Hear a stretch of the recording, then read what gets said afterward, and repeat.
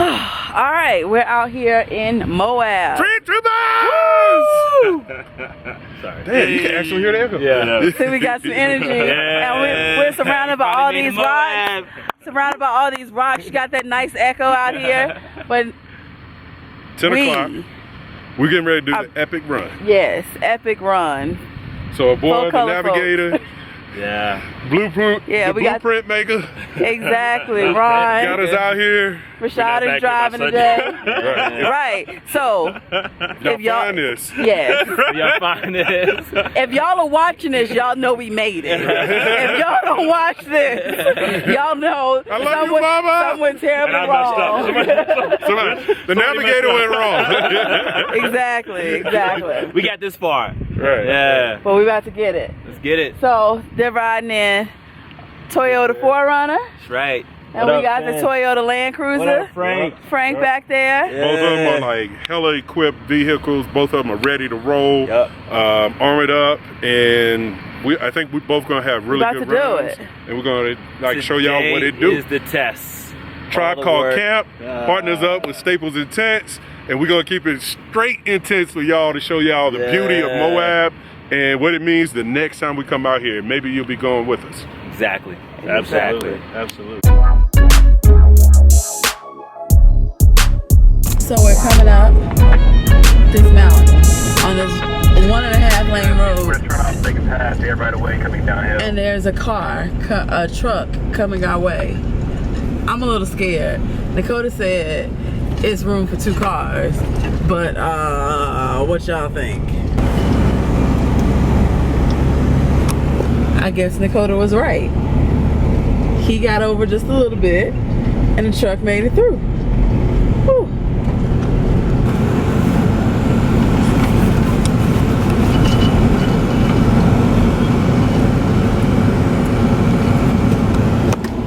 And here's another one. We had to back up a little and get over. And this is what we're up against.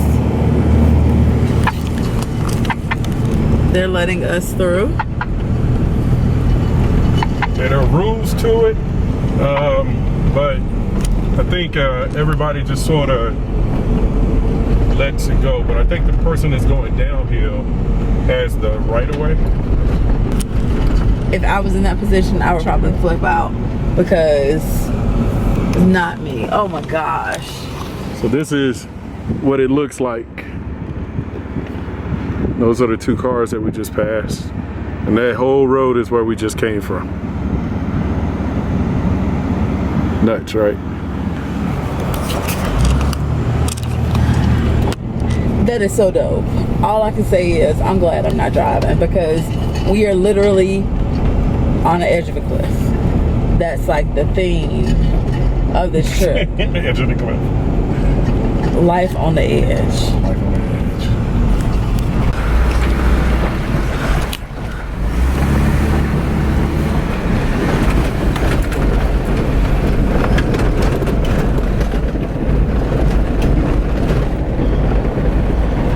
That was smart. That was a good place for him to stop. Is that a Sequoia? It look big. That's a 4G.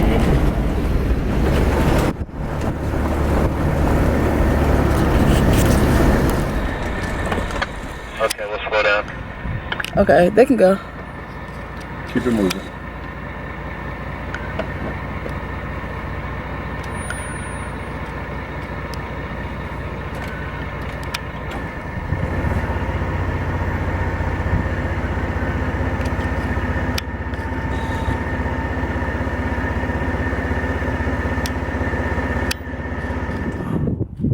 Yo, we're about to turn around and you're not even you will not believe what I'm about to show you. This is epic.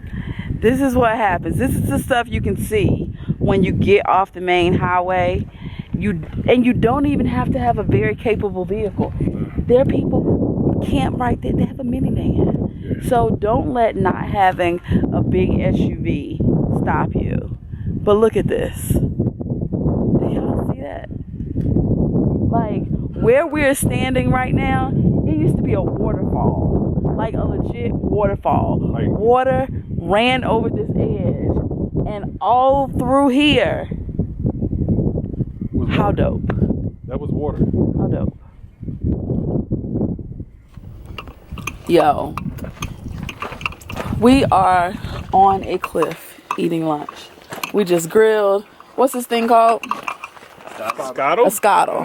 A cottle? So we just set the scottle up on the side of the cliff, made some hot dogs, some chicken sausage, and we are chilling.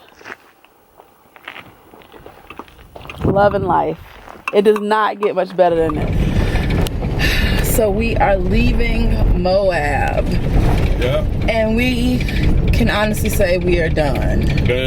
Done. We were going to make our way to Colorado to Telluride and do those trails. Can't do it. Won't do it. But we're just tired. You know, one of the things I think we've learned this experience is that overlanding is hard work. I mean, not that I thought it was easy, but the constant packing and setting up. So we really need to simplify our setup, which we knew going into this, but we didn't know. Don't judge us. We didn't know what we needed and what we didn't need. So we kind of just bought everything, the kitchen sink and the couch, as I can't remember the person that said it, but you're right. We bought the kitchen sink and the couch. But that's okay, because this was our first overlanding trip, and now we have an idea of what we need and what we don't need. So we're gonna pare everything down. Yeah, we're no longer glampers. Well, we're overlanders. So we're gonna show you guys a lot of different new products, because we're gonna have to pare down our layout, our kitchen, our bathroom, and our bedroom to try to make it a lot more conducive for us doing long distance trips. So be on the lookout for a whole new set of videos and product reviews as we really start to grow in a different kind of way. So this is what people do in Moab. They bring their trucks, they ride around, and it's all sorts of off-roading roads. Mountain biking. Yeah, mountain biking. Runs. Anything you can take off the road. What, the English guys that we just met, they were in a little tiny rental car. Yep. And they did it. So, you know, I think we've said this before. Know that you don't have to have some kick-ass SUV to go out and see some of this beauty that the country has to offer. But you really just need to go and do it. You have to have the wheel. We are in St. Louis, hopefully on the last leg of our journey.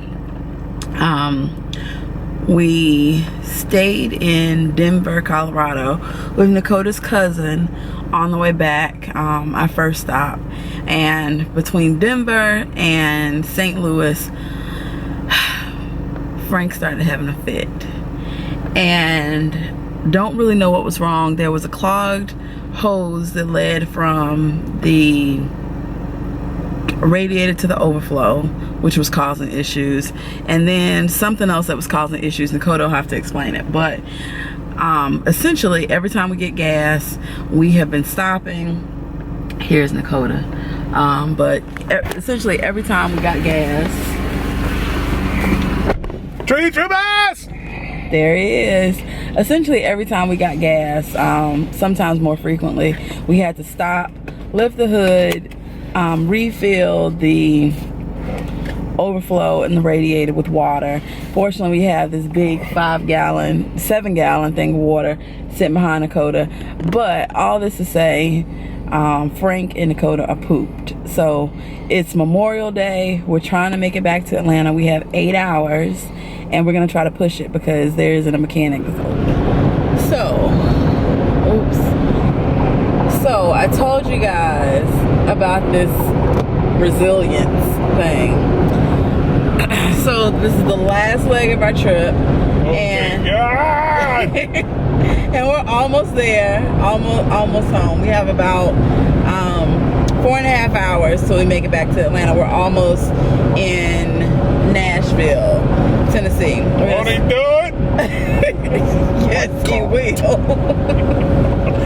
So we're gonna stop and get some hot chicken. In stopping, I'm gonna call 30 minutes out to order the chicken so that we can leave the car running. You cannot turn the truck off. So that we can leave the car running, and Nakota's gonna check the water in the overflow.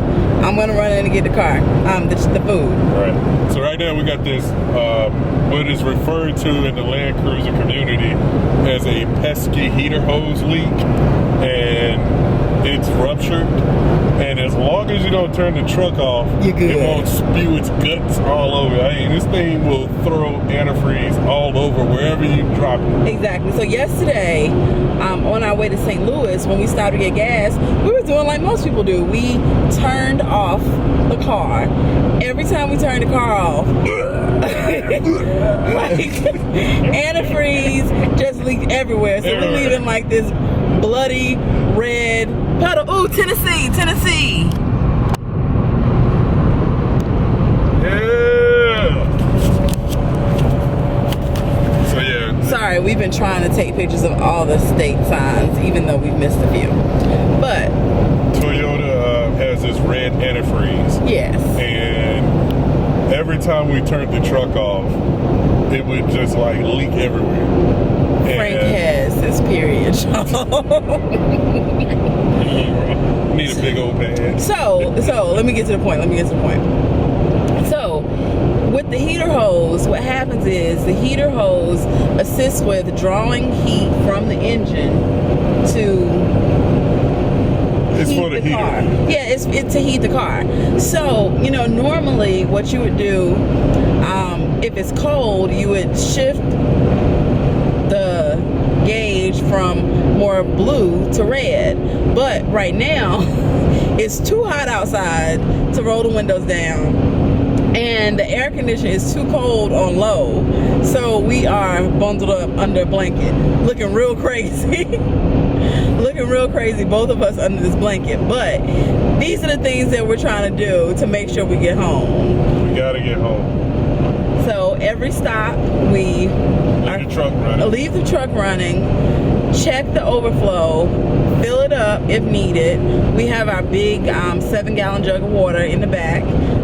We moved it to the back seat from the very back of the truck, so we won't have to undo the tire hitch thing. The truck is driving like crap.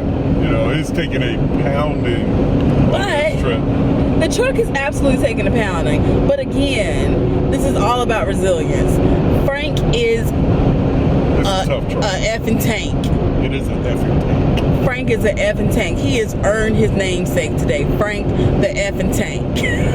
If it cranks, it goes. It goes. If it packs, It goes. ships. Yeah, it ships. So, I mean, it's pretty awesome, everything that we've had to do with the truck. But I have a lot of respect for vehicles that don't leave you stranded on the side of the road, that go under all circumstances. And Frank is one of them. Frank has proven his worth. The people at ACC, the mechanic in Atlanta that specializes in Land Cruisers, they told Nakota when we first got the truck, don't worry, you can't hurt Frank. And bad alternator didn't hurt it. No, bad oil filter didn't hurt it. Radiator cap. Bad radiator cap didn't hurt it. Thermostat didn't hurt it. Heater hose didn't hurt it. It keeps going and going and going. This thing is like the Energizer Bunny. It just keeps going. And y'all should get you one. Y'all should really get you one. What we decided though is before the next trip, Frank has 245,000 miles on it, and typically Land Cruisers, they need their engine overhauled at about 300,000 miles.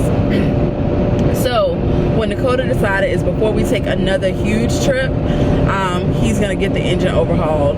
Of course, when we get back, we're gonna do the standard maintenance. We have to fix what's going on with this heater hose. We'll change the oil. We're gonna need to flush the radiator, all that stuff. We'll do that stuff really, really quick. But But That's another issue. Clogged. oh yeah, another issue, the Overflow. clogged overflow. The hose that leads from the radiator to the overflow was clogged. When I tell y'all this thing kept going, it was what it was doing. It was causing the what's that main hose?